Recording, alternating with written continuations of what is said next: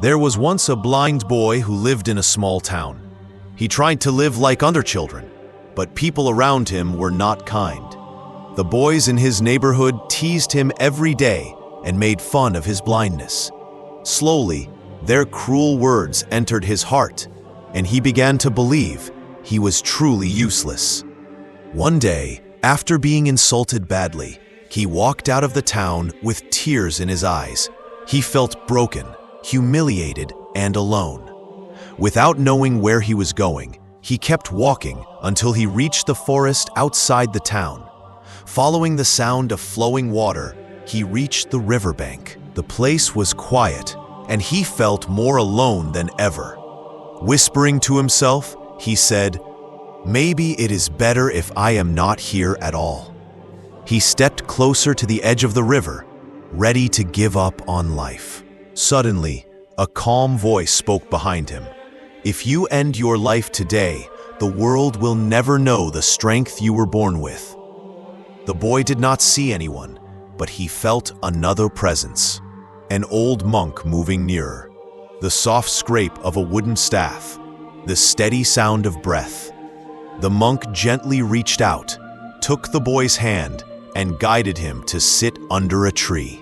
The boy poured out his pain, the insults, the shame, the feeling of worthlessness because he could not see. The monk listened without interruption, his voice steady and kind. When the boy finished, the monk began to tell a story about a tree in the forest. In the monk's story, a tree with a twisted trunk and bent branches stood among tall, straight trees. The straight trees often mocked it for being crooked and useless. The twisted tree felt ashamed and small beside those perfect trunks. One day, a wood merchant came and decided the straight trees were perfect for furniture. He ordered his men to cut them all down. The workers marched through the forest with axes, cutting the tall, proud trees one by one. When they reached the twisted tree, the merchant stopped them. "Leave that one," he said. "Its shape is too uneven for our work." And so the twisted tree, the one everyone mocked, was the only tree left standing. It survived because of the very shape others had ridiculed. The monk turned to the boy and said that the tree's weakness had become its strength.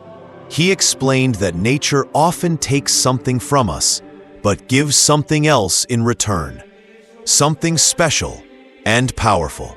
Then the monk spoke to the boy about his own gifts. "You cannot see, but your other senses are strong. Your hearing is keen. You can know people by the sound of their steps. You understand feelings from the tone of a voice. Your memory is sharp because you depend on awareness, not sight." The boy had never heard himself described that way. For the first time, he felt a small spark of hope. The monk told him not to end his story before he discovered the gift he was born with. That thought began to lift the darkness inside him. He rose from the riverbank, not to jump, but to walk back and try again. He understood that judging himself by what he could not do hid the strengths he already had.